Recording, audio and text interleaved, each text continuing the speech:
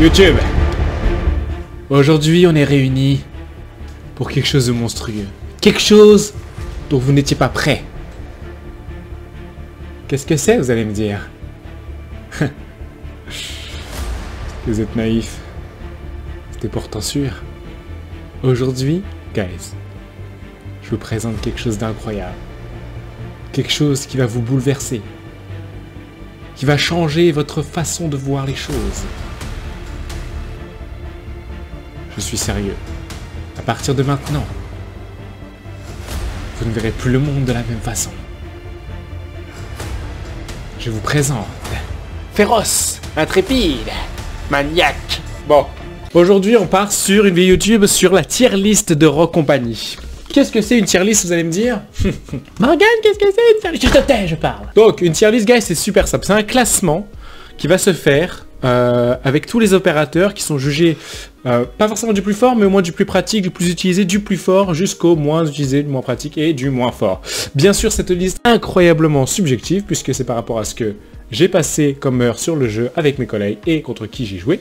Mais avec ce que je vois actuellement dans le gameplay de Rogue Company, je me dis que cette tier list n'est pas si dégueulasse comme ça. Fait qu'elle est réduite en 4. Elle est réduite, elle est mise, elle est dispersée, dispatchée en 4 catégories. La tier S qui est la meilleure, la tier A, la tier B et la tier C qui est pas dégueulasse bien sûr, mais qui est pas terrible quoi. Il faut savoir que Rogue Company a quand même fait une super job je trouve sur les opérateurs qui sont assez tous balance finalement.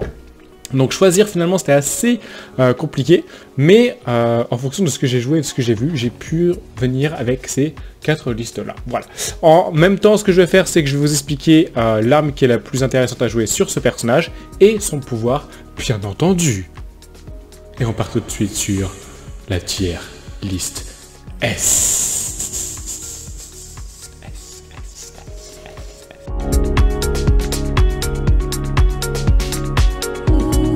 Pour la tier S, c'est très simple, guys. J'ai commencé avec, pour moi, la plus forte du jeu actuellement, qui est Lancer. Lancer, pour moi, c'est un personnage qui permet de pouvoir clutch assez rapidement, faire du 1v3, voire du 1v4 assez rapidement, notamment à cause de son passif, la roulade, qui permet d'instantanément recharger son arme, qui est quelque chose de très très fort pour moi. Au niveau de son ultimate, vous le savez sûrement, mais je vous présente ici, c'est tout simplement de pouvoir marcher, courir sans faire de bruit, donc c'est très utile pour les flancs. Les flancs, c'est tout simplement la façon de passer sur le côté gauche ou le côté droit de la carte pour surprendre son ennemi. Au niveau de son arme principale, bien sûr, on partira avec la SMG, qui est pour moi la plus forte actuellement, qui est la 24S.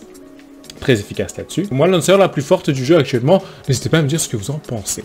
Pour la deuxième personne, j'ai passé sur Ronin, ou Ronin pour les plus intimes. Ronin tout simplement parce que son couteau, son ultimate est assez insane. Pour ceux qui savent pas, c'est un petit peu comme si vous mettiez une Claymore, mais sur les murs ou n'importe où. Ça one shot, ça se colle sur les murs. Donc c'est assez efficace, même très très efficace. Si vous partez sur un mode de jeu comme assaut, démolition ou extraction, ça marche sur tous les modes de jeu, c'est incroyable. Au niveau de son passif, on est sur quelque chose d'assez intéressant, puisqu'en fait les radars adverses ne vous détectent pas du tout. Et au niveau de son arme, là c'est sujet à débat, il y a des personnes qui vont partir sur la SMG, qui est la SLC, ou il y en a qui partent sur la KA30. KA, parce que moi je suis un petit peu anglophone, c'est la KA30, man. Qui est bien sûr la R. Moi, je préconise la fusil d'assaut puisque c'est quelque chose qui est tout terrain et qui est assez intéressant à jouer avec Ronin. Au niveau du troisième personnage que je trouve très intéressant pour la tier list, c'est notre cher Dallas.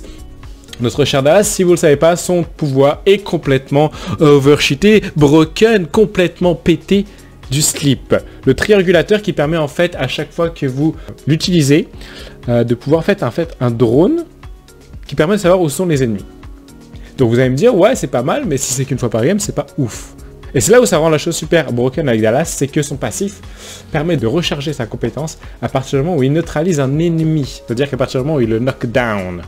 Donc est-ce que vous vous rendez compte à quel point ça peut être super efficace en game? Vous pouvez l'utiliser je ne sais combien de fois, il suffit de à chaque fois neutraliser un ennemi tout simplement. Au niveau de son arme principale, moi je recommence son fusil d'assaut, puisque je suis pas fan de son fusil tactique malheureusement. La HRM30KS qui est son fusil d'assaut est assez efficace pour ce qu'il a besoin de faire. Au niveau du quatrième personnage, on va partir sur l'incroyable Dima, guys. Dima qui est assez intéressant puisque son ultimate, comme vous le savez, c'est un lance-grenade qui permet de lancer 3 ou 4 grenades, il me semble, sur une zone et one-shotter l'ennemi tout simplement, voilà. Son passif n'est pas super extraordinaire, mais il peut être toujours intéressant. À partir du moment où vous neutralisez un ennemi, ça le révèle pour tout le monde dans l'équipe. Au niveau des armes, je recommande de partir avec le K30, qui est le fusil d'assaut par excellence actuellement. Son Mamba n'est pas dégueulasse, donc sa deuxième arme, puisque c'est un tir à rafale de 3 qui fait la job, tout simplement.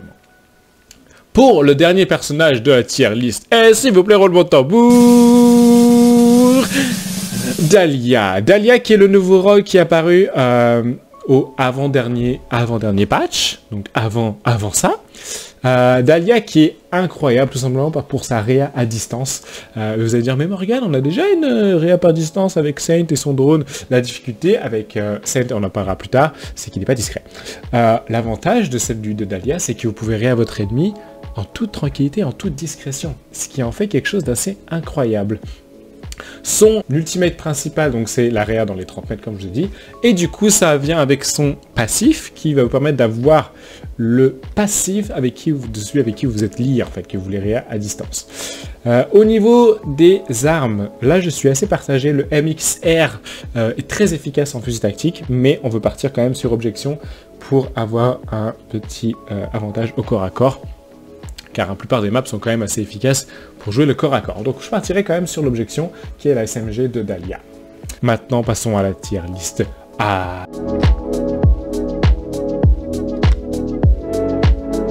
Pour la tier list A, guys, qu'est-ce qui est intéressant?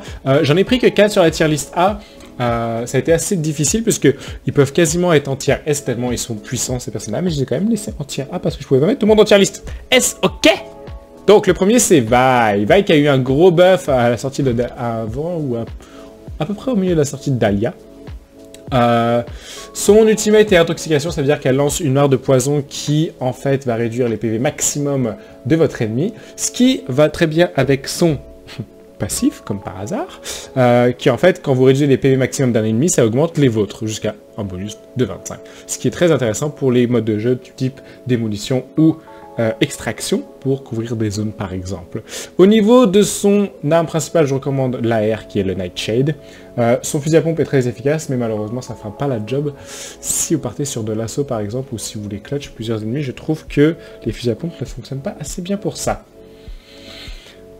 Deuxième de la tier list A, s'il vous plaît, on accueille Saint. Pour moi, Saint est un des soigneurs les plus incroyables du jeu, puisqu'il va pouvoir en fait avoir un drone de réanimation à distance, et le fait de pouvoir réanimer à distance est déjà un gros plus. Il n'est pas dans la tier list S, tout simplement parce que son drone n'est pas discret. À partir du moment où il lance son drone et que vous avez un ennemi qui était proche de vous, il va savoir instantanément où vous êtes à cause du bruit et à cause du visuel. Au niveau de son passif, on aime son passif puisque à partir du moment où il vous ranime, il vous redonne énormément de PV à lui comme à vous. Au niveau de son arme, le MLX Mark IV est l'arme favorite de la plupart des joueurs qui jouent à Saint, qui est un fusil d'assaut avec un scope. Moi je trouve que le scope est un peu trop puissant et je me sens pas à l'aise forcément avec le scope du MLX.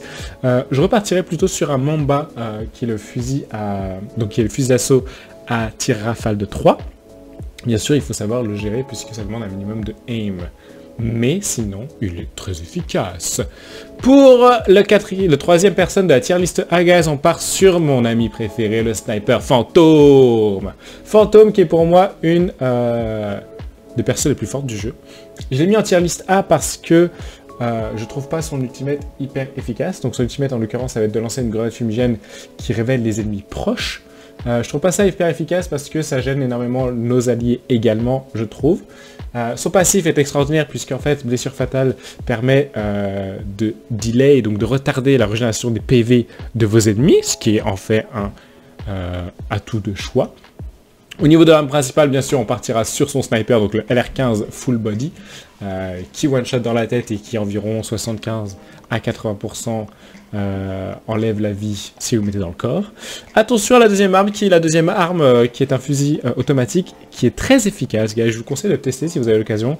Bien sûr, vous ferez un petit peu insulter dans les games, parce que les gens vous conseillent « Mais pourquoi tu joues un sniper si je joue pas le snipe ?» Mais je vous conseille de le tester un jour, il est très efficace comme arme. Au niveau du quatrième joueur, on part sur Shaq, qui est le dueliste par excellence, notamment grâce à son ultimate qui est Rage, qui permet en fait de vous soigner si vous êtes à terre, donc auto-réa, ou bien d'augmenter vos PV max si vous l'utilisez alors que vous êtes encore en vie, ce qui vous permet en fait de forcément gagner un duel, puisque avec son SMG qui est la D40C plus Rage, il y a peu de chances que vous perdiez le duel. L'avantage de son passif, c'est que si vous êtes neutralisé, vos PV sont augmentés un petit peu et vous pouvez effectuer une roulade pour vous mettre à l'abri. Ce qui peut être assez intéressant sur les modes de jeu comme extraction et démolition, où là la vie de chacun est primordiale.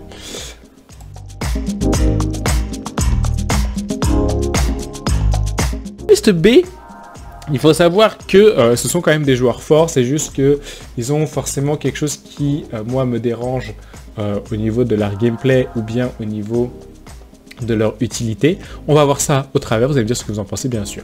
Premier dans la tier list B, c'est Scorch. Scorch qui était parmi un tier S il y a encore quelques mois et à partir du moment où ils ont nerf son ultimate, elle est pour moi tombée en tier B, elle est beaucoup moins jouée. Simplement parce que son ultimate qui était surchauffe, c'est-à-dire qu'à partir du moment où vous l'activiez, vos armes lançaient des balles de feu, ce qui était extrêmement puissant. Malheureusement, la durée d'activation de surchauffe a été grandement nerfée, donc a été grandement réduite, ce qui fait que finalement ce n'est plus aussi efficace ou dangereux que ça pourrait l'être. Vous avez juste, si vous battez contre une Scorch, vous avez juste à entendre son activation qui fait énormément de bruit, attendre un petit peu derrière un mur le temps que son activation s'arrête et aller la conteste. Au niveau de son arme principale, bien sûr, on partira sur LSC, qui est une des mitraillettes les plus puissantes du jeu. Son fusil à pompe n'est pas spécialement ce que je recommanderais, mais vous pouvez le tester. Unifuge, qui est son passif, vous protège contre tous les dégâts de feu. Pas dégâts d'explosion, mais les dégâts de feu, par exemple les grenades incendiaires. Imaginons. Ça, c'est pour la Scorch. Ensuite, passons sur mon ami Talon. Talon, qui est pour moi en fait un joueur très... un rock qui est très balance. Son fusil d'assaut qui est la D3DI est assez efficace. Sa mitraillette qui est la LMPX est assez efficace même si c'est pas la meilleure. Son passif qui est très efficace, tout est efficace moi chez moi. Chez Talon tout est efficace. Mais il est quand même en tier B à cause de sa compétence principale, je vais vous l'expliquer juste après. Donc son passif qui est ramasser des objets à distance grand magnétique qui peut être intéressant. Pas forcément intéressant mais c'est comme vous voulez, guys, ok? Faites, je sais pas, vous débrouillez, faites ce que vous voulez. Sa compétence qui est flèche connectée. En fait, la difficulté avec flèche connectée, c'est que ça vous envoie une seule flèche sur un rebord et ça vous donne une zone, un mini drone en fait sur une petite zone. Et je trouve que malheureusement, il manquerait une deuxième fléchette pour être vraiment rendre Talon en tier S. Ou bien une portée augmentée, je trouve que c'est trop petit. Même si bien utilisé, ça peut être très efficace. Je trouve que ça mériterait un petit buff à ce niveau-là, et c'est pour ça que je l'ai mis dans la tier list B. Pour notre troisième de la tier list B, j'ai mis le nouveau venu, mesdames et messieurs, le beau gosse Fixer. Fixer, pourquoi j'ai mis Fixer en tier B et pas plus haut, guys? Parce que je trouve pas que son ultimate soit si impressionnant que ça. Bien sûr, si vous l'utilisez très bien, comme tous les rocs dans le jeu, ça peut très bien se faire. Si vous mettez par exemple sa grenade... qui envoie de la fumée, je ne sais plus du tout comment ça s'appelle à l'heure actuelle. On va regarder ça. Si vous mettez son fumigène, c'est ça. Si vous mettez son fumigène avec sa vision thermique, ça rend quelque chose d'assez intéressant puisque il peut voir à travers le fumigène puisqu'il voit le thermique. La difficulté, c'est que ça peut vraiment embêter vos compères, vos collègues durant la game puisque eux ne vont pas voir à travers le fumigène. La difficulté que j'ai également, c'est munitions shrapnel, donc ce passif au tir d'âme ralentit ses ennemis. C'est pas forcément... C'est bien, c'est pas forcément super utile. Il est quand même en tier B parce que son sniper est assez insane puisqu'il peut tirer one shot dans la tête, mais il peut enchaîner les 2 balles, ce qui le rend particulièrement fort. Mais encore une fois, on le descend en tier B parce que son chargeur n'est que de 2 balles, justement. Ce qui fait que si vous ratez une des balles, malheureusement, ça devient compliqué pour la suite. Il faut absolument vous mettre en bonne position. Son D3DI qui est son fusil tactique, d'ailleurs je me suis trompé sur talon, je m'en excuse. Son fusil tactique et le D3DI est assez insane et très efficace. Vous pouvez tester si vous aimez, pour ceux qui aiment les fusils tactiques comme moi. Pour notre dernier et incroyable joueur de la tier list B, nous avons nommé Glitch. Pourquoi Glitch est aussi bas dans la liste alors qu'il est si fort, vous allez me dire, pour ceux qui jouent Glitch. Je trouve que Glitch, sa compétence principale, est pas si insane que ça par rapport à d'autres. Je m'explique, le hack, donc si vous voulez savoir ce que c'est, son ultimate principal, c'est vous sortez un appareil qui détecte des adversaires et leurs gadgets, il peut brouiller le radar, détruire les gadgets, bloquer l'utilisation des compétences et gadgets et révéler les ennemis ainsi piratés. Donc a priori, ça a l'air vraiment bien sur le papier. La difficulté, c'est que ça vous demande énormément de focus de sortir le hack et de le sortir au bon moment, de choisir les ennemis que vous voulez pirater. La deuxième chose, c'est que vous n'avez pas tout le temps du monde à pirater, donc c'est pas forcément intéressant. Ça va être intéressant si vous jouez par exemple dans un mode de jeu comme démolition en classé, pourquoi pas, à la rigueur. Son passif, intuition, de détecter l'équipement adverse proche, même à travers les murs. Oui, ça peut être utile pour des personnes comme Ronin, pour ceux qui lancent des C4, etc. Mais sinon, à part ça, je pense pas que ce soit énormément utile.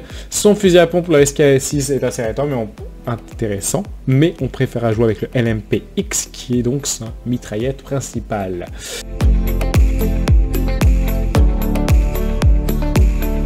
Et on part sur la tier list C, mesdames et messieurs. Ça me brise le cœur de mettre des gens dans la tier list C. Sachez que un des deux personnages dans la tier list C est un de mes persos préférés, et j'étais quand même obligé de le mettre dans la tier list C pour de multiples raisons. Le premier dans la tier list C est pour moi Envil. Envil, notre cher papa ours, qui a une compétence principale qui est la barricade, en fait, qui lance une grosse barricade devant soi, qui bloque les projectiles et les déplacements. Ce qui est très intéressant, bien entendu, vous allez me dire. La difficulté, c'est que quand vous jouez dans un mode assaut, c'est pas spécialement utile. Ça va être utile dans les modes de démolition ou extraction, bien entendu, et encore que il faut savoir bien le placer. Pour le passif, les désorientations, les aveuglements ne vous affectent pas. Donc, comme c'est un tank, il ne se fait pas attaquer par... Enfin, il ne se fait pas affecté par les désorientations et les aveuglements, sachant qu'il n'y a pas énormément de personnes qui jouent ce genre de choses-là. Par exemple, on passe à la flash de talon. Mais à part ça, j'en ai pas d'autres qui me viennent à l'idée. N'hésitez pas à mettre dans le commentaire parce que j'ai complètement zappé. Au niveau de son arsenal, on partira sur l'arbitreur. Non, on partira pas sur l'arbitreur. On partira bien sûr sur le MLX Mao, qui est sa mitrailleuse, sa batteuse insane, avec un chargeur de je ne sais combien de balles, mais qui met énormément de temps à recharger. Et ça, c'est une difficulté. Ou bien on partira sur l'arbitreur, qui lui, l'arbitrator, excusez-moi, qui lui, en fait, a une portée beaucoup plus courte, et du coup qui pourra ne pas vous aider dans les situations à mid ou longue distance. Et c'est pour ça que j'ai mis Envil à ce niveau-là. À part pour une situation spécifique, il n'est pas spécialement utile, je trouve. Malheureusement, et je suis de tout cœur brisé, c'est notre ami Trench. Un de mes persos préférés, guys, tout simplement à cause de son MXR. MXR qui est pour moi le fusil tactique le plus puissant du jeu et le plus intéressant si vous savez le manier.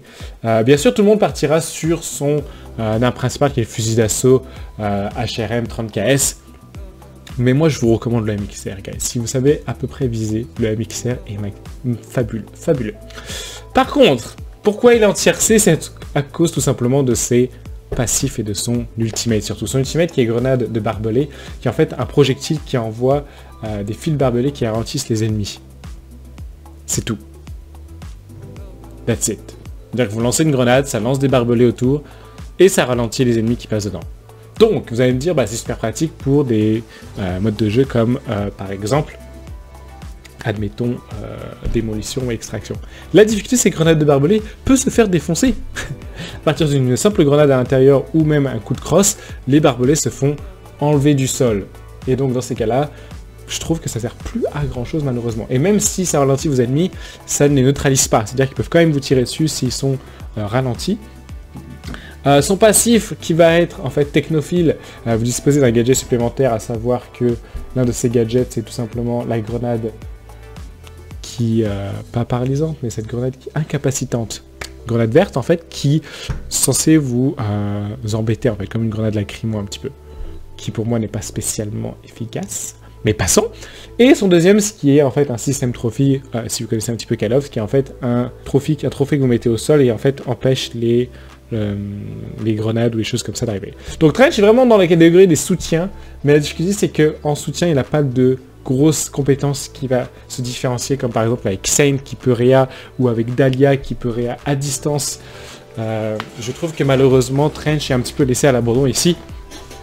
Peut-être avoir un petit buff sur les barbelés, par exemple, qu'elles ne s'enlèvent pas du sol, ou simplement qu'elles fassent des dommages en même temps que vous marchez à l'intérieur, ce qui pourrait être beaucoup plus intéressant, je pense, comme la marre de poison de vie. En tout cas, c'était tout pour cette tier list ici, guys, de ce qu'on a vu. Dites-moi ce que vous en avez pensé, si vous avez aimé ça, si vous n'avez pas aimé ça, les petits tips que je donnais pour chacun des personnages. Il y a les rangs qui sont enfin arrivés sur Rock Company, n'hésitez pas à aller faire un tour, il nous faut du monde sur Rock Company. Oui, je fais la promotion de Rock Company. Qu'est-ce qu'il y a? Et puis on se voit bientôt. C'est tchuss, c'est bye. Hasta la vista.